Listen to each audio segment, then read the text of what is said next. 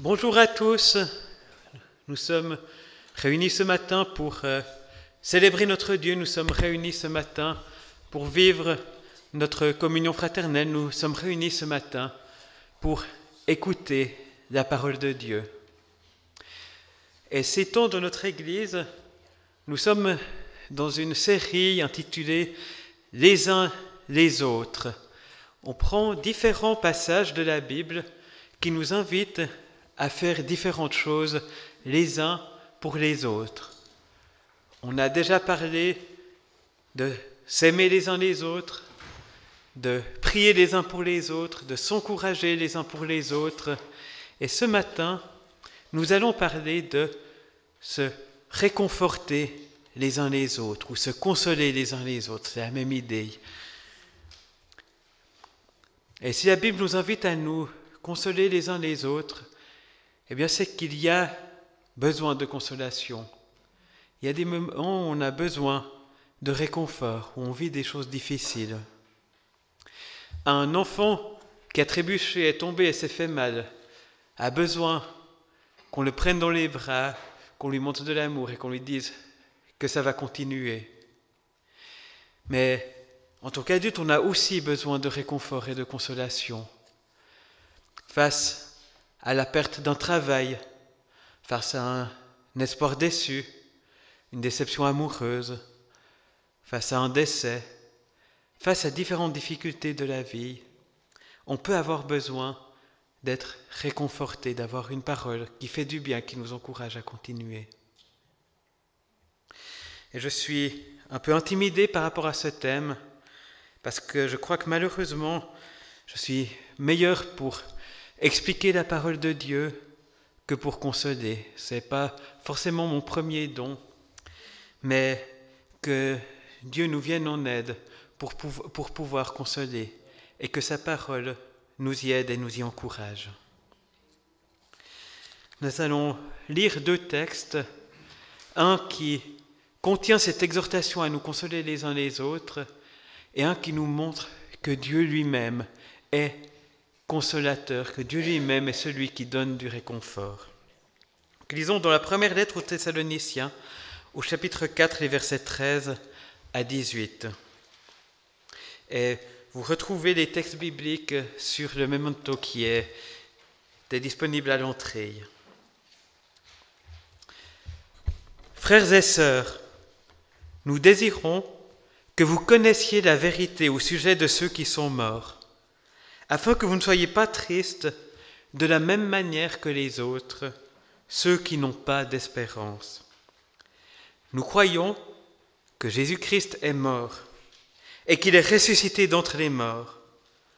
De même, nous croyons que Dieu, par Jésus, ramènera avec lui ceux qui sont morts.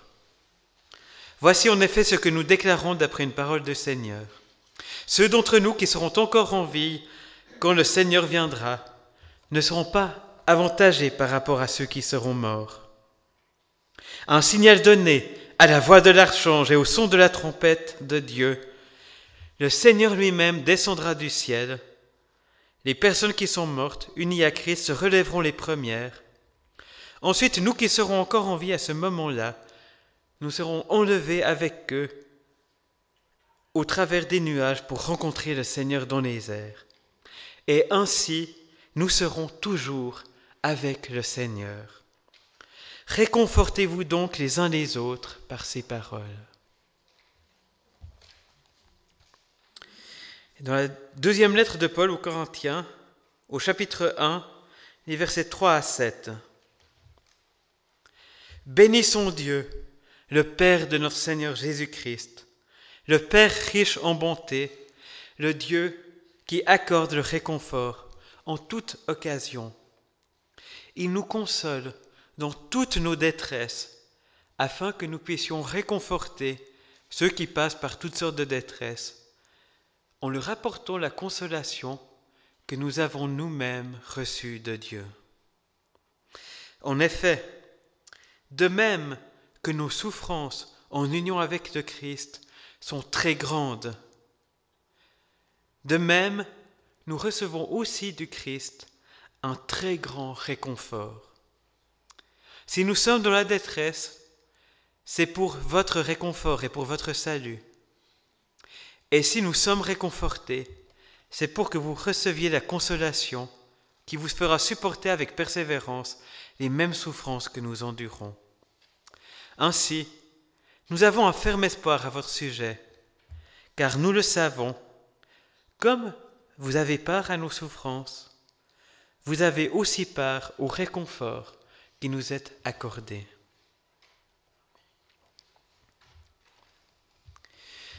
Si nous pouvons nous réconforter les uns les autres, c'est que Dieu lui-même est un consolateur. Ce texte nous parle de Dieu qui accorde le réconfort en toute occasion, du Père plein de bonté. Dieu est plein de bonté, le Père nous aime et il nous accorde le réconfort en toute occasion. Ça fait partie de qui Dieu est, ça fait partie de son cœur de Père pour nous, pour les uns et pour les autres. Et de la même manière, Jésus-Christ est présenté dans l'Écriture comme consolateur, et le Saint-Esprit est annoncé comme étant un autre consolateur qui viendra suppléer au départ de Jésus. Dieu Père, Fils et Saint-Esprit est consolateur et réconforte. Ça fait partie de qui il est, et quand nous apportons du réconfort les uns aux autres, eh bien nous marchons dans les pas de notre Dieu. Et c'est en étant nous-mêmes consolés par Dieu que nous pourrons apporter de la consolation aux autres. Il nous console dans toutes nos détresses afin que nous puissions réconforter ceux qui passent par toutes sortes de détresses en leur apportant la consolation que nous avons nous-mêmes reçue de lui. C'est en connaissant ce cœur d'amour du Père, ce cœur de réconfort que nous pourrons aussi consoler d'autres. Et ce texte ne nous donne pas beaucoup de détails sur ce que nous pouvons dire à d'autres pour les consoler. Mais une chose qu'on peut leur dire, c'est « J'ai passé par la douleur, j'ai passé par la difficulté, et Dieu a été là. Et le Père m'a porté au travers de cela. Alors, il pourra te porter aussi au travers de tes souffrances. Elles sont grandes, elles sont très grandes, elles te semblent peut-être insurmontables. Mais Dieu pourra le faire, Dieu pourra te permettre de les traverser. Et réconforter, ce n'est pas minimiser les souffrances, ce n'est pas minimiser la douleur. Paul lui-même le dit, de même que nos souffrances avec le Christ sont très grandes, de même nous recevons aussi du Christ un très grand réconfort. Nous passons par de très grandes souffrances. Et ce n'est pas parce qu'on n'est pas d'assez bons chrétiens, ce n'est pas parce qu'on manque de foi, ce n'est pas parce qu'on a mal agi qu'on passe par de très grandes souffrances. Paul lui-même, un exemple de foi, reconnaît passer par de très grandes souffrances. Et même parfois, on passe par des souffrances plus grandes parce qu'on est chrétien. On peut être... Beaucoup de chrétiens au travers du monde sont persécutés à cause de leur foi. Et dans nos pays, ce n'est pas forcément le cas, pas de manière violente, mais on peut être rejeté, on peut être mis à l'écart. On peut être regardé comme méprisable à cause de notre foi. On peut avoir nos familles qui nous rejettent parce qu'elles n'acceptent pas notre foi. On peut aussi avoir la souffrance de voir des personnes autour de nous ne pas partager notre foi, être loin de Dieu, être consciente de tout ce à côté de quoi elles passent. Donc croire en Dieu, ce n'est pas l'assurance de passer à côté de la souffrance, mais c'est l'assurance d'avoir un Dieu qui apporte un réconfort à la hauteur des souffrances par lesquelles on peut passer.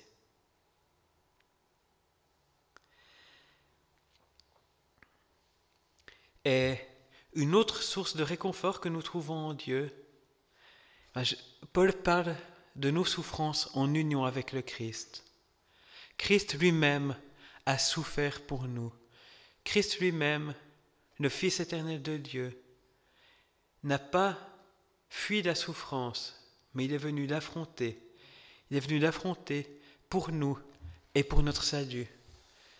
Il est passé par la souffrance, il est passé par l'abandon de la part de Dieu son Père, pour que nous-mêmes ne soyons pas abandonnés, pour nous offrir, par grâce, l'accès à la présence de Dieu, pour nous ouvrir la possibilité d'être acceptés par Dieu, reconnus comme ses enfants. Quand nous souffrons, nous ne sommes pas seuls. Nous sommes en union avec notre Seigneur et Sauveur Jésus-Christ, qui a fait face à de telles souffrances pour nous, qui comprend dès lors nos souffrances et qui les porte avec nous. Nous ne sommes pas seuls quand nous souffrons. Et quand nous voyons nos frères et nos sœurs qui souffrent, nous pouvons leur dire « Tu n'es pas seul. Jésus-Christ est passé par là. Et il y est passé par là pour toi. Et Dieu t'aime d'un amour infini. Dieu est là pour t'apporter du réconfort. Il comprend tes souffrances, il t'aime et il les porte avec toi. » Réconforter, ce n'est pas non plus dire aux gens qui n'ont pas le droit d'être tristes. Un verset des Proverbes dit que chanter des chansons à un cœur triste, c'est comme enlever son manteau un jour de grand froid ou verser du vinaigre sur du nitre. Le terme traduit à l'époque, le terme nitre recouvrait différentes sortes de choses, des nitrates mais aussi des carbonates. Si vous voulez voir ce que ça fait, prenez du bicarbonate de soude dans votre cuisine, versez du vinaigre dessus, vous verrez la réaction. Chanter des chansons à un cœur triste, dire « Mais réjouis-toi, la vie continue » à quelqu'un qui est dans la douleur. C'est comme se mettre à moitié nu un jour de grand froid. Personne n'a envie de faire ça, personne ne veut faire ça. Donc, réconforter, ça peut être pleurer avec ceux qui pleurent, comme l'apôtre Paul nous y appelle aussi. Ce n'est pas minimiser la souffrance, mais c'est dire qu'il y a un réconfort qui est à la hauteur de cette souffrance.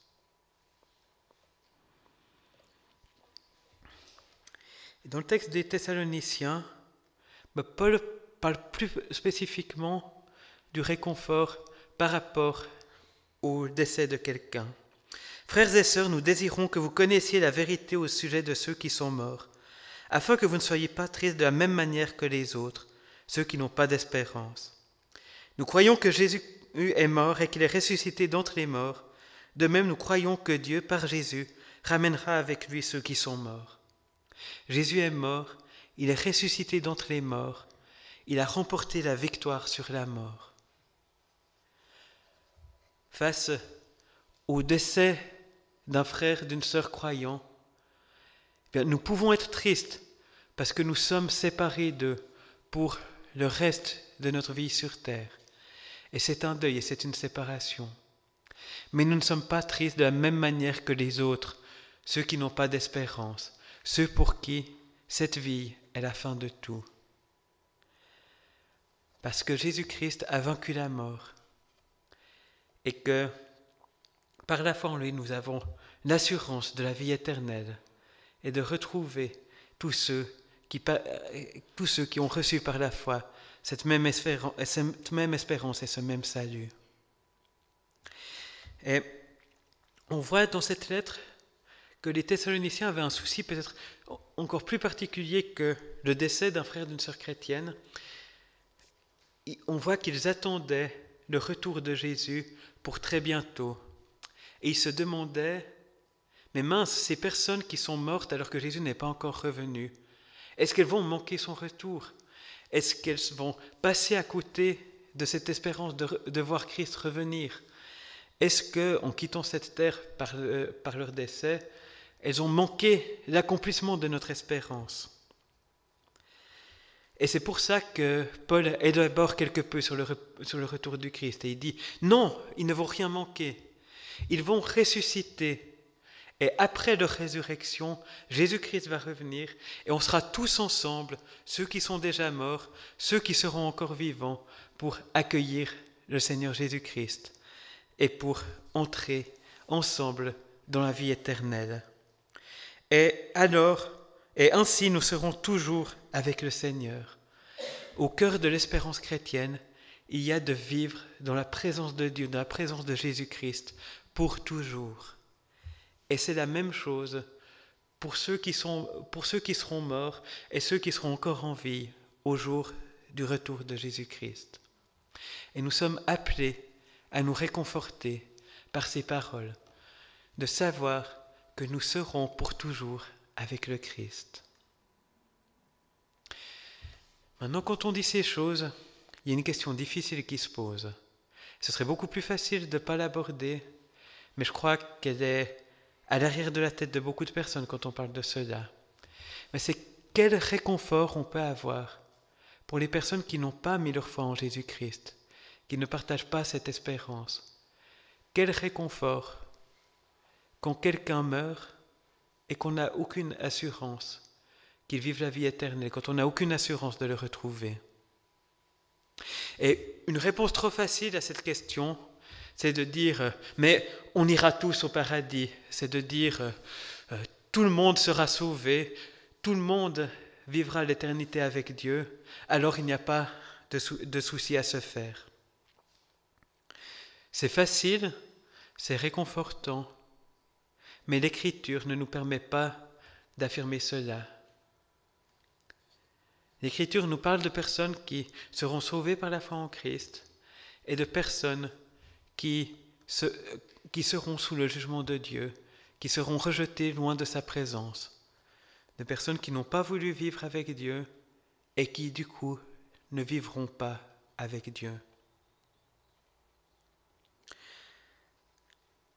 La Bible donne une assurance pour ceux qui mettent leur foi en Jésus-Christ.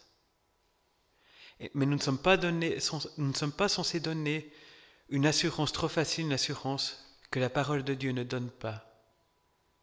Mais nous ne sommes pas non plus censés juger de la destinée éternelle des gens avant le temps. Tout jugement est dans les mains de Dieu. L'Écriture nous invite à ne juger de rien avant le temps opportun. Dieu est le juge de la terre. Et qui sait ce qui peut se passer dans le cœur d'une personne à la dernière heure? Qui sait si le Seigneur peut trouver dans certains cœurs plus de foi que nous n'y avons vu? Qui sait ce que Dieu fera de ceux qui n'ont jamais entendu la bonne nouvelle, ou de ceux qui l'ont entendu, qui étaient ouverts et qui ont été dégoûtés par le mauvais comportement et les mauvaises actions de ceux qui auraient dû porter l'Évangile? Pour ceux qui croient en Christ, nous avons d'assurance. Et pour les autres, nous laissons le jugement à Dieu. Mais j'ai aussi parfois entendu des personnes dire « Mais si cette personne n'est pas dans l'éternité avec moi, eh bien je ne veux pas y aller, je ne veux pas y avoir part. » Et il y a un côté où je peux entendre ce cri de douleur, de dire « Cette personne m'est chère et je ne veux pas être séparé d'elle pour toujours. » Et en même temps, je crois que la personne qui peut affirmer cela, elle n'a pas encore saisi toute la grandeur, la longueur, la profondeur de l'amour de Dieu. La personne qui affirme cela dit que l'éternité dans la présence de Dieu ne vaut rien pour elle s'il n'y a pas la présence de ses proches à qui elle tient. Ça veut dire qu'en vrai, ses proches sont Dieu, prennent la place de Dieu. Et cela, c'est une erreur tragique. Personne ne peut suivre Jésus-Christ s'il aime son père, sa mère, son frère, sa sœur ou ses enfants plus que Dieu. Alors ne tombons pas dans cette erreur-là. Et je crois que Dieu nous consolera même de la séparation d'avec ceux qui n'auront pas été sauvés, de la séparation de ceux qui seront loin de Dieu pour toujours.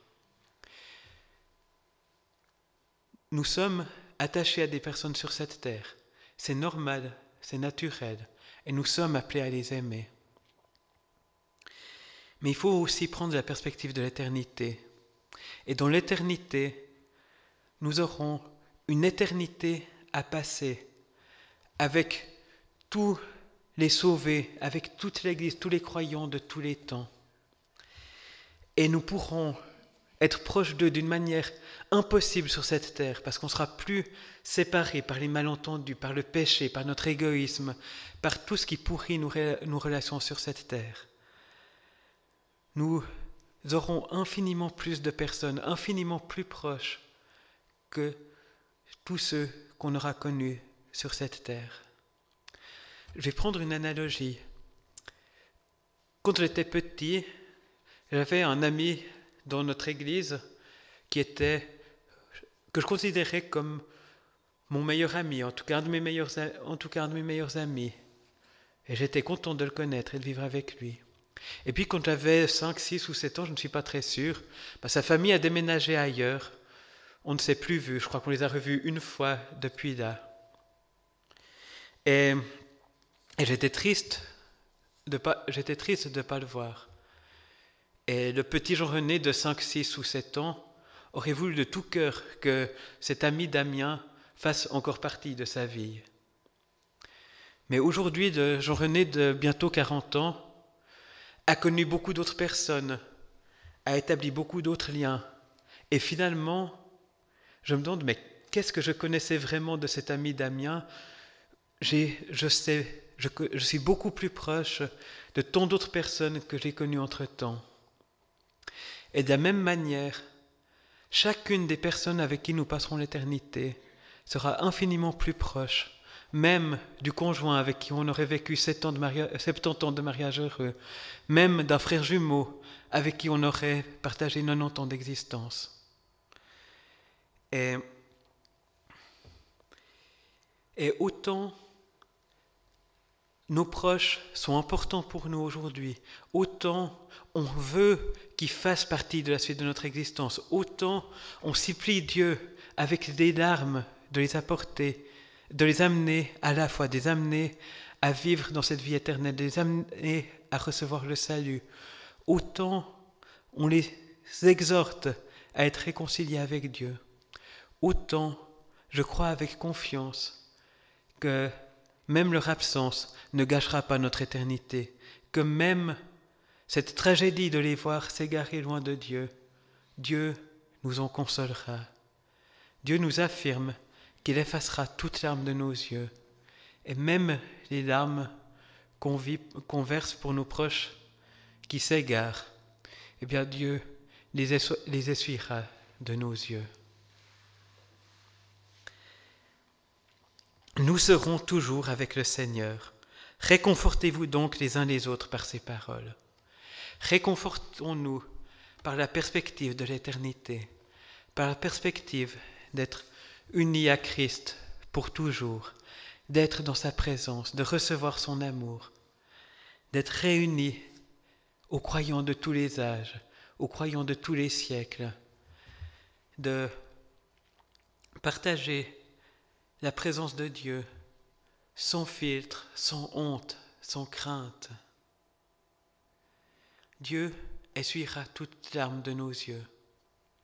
Un orateur que j'avais entendu il y a une année environ disait qu'il se représentait Jésus-Christ passant vers chacun au jour de l'éternité, essuyant les larmes de leurs yeux en disant « Tu ne pleureras plus jamais ». C'est une assurance qu'on peut avoir. Un jour viendra où Jésus nous dira « Tu ne pleureras plus jamais ». Réconfortons-nous par ces paroles. Ayons cette espérance. Menons le deuil quand il y a des deuils à mener, mais jamais sans espérance. Et cherchons auprès de Dieu le réconfort qui vient de lui. Appelons nos frères et nos sœurs à trouver en lui ce réconfort. Prions pour que l'amour de Dieu soit présent dans leur cœur, pour que l'espérance soit pas seulement une chose qu'on affirme parfois, mais quelque chose qu'on reçoit dans nos cœurs par le Saint-Esprit qui nous l'atteste. Au nom de Jésus. Amen.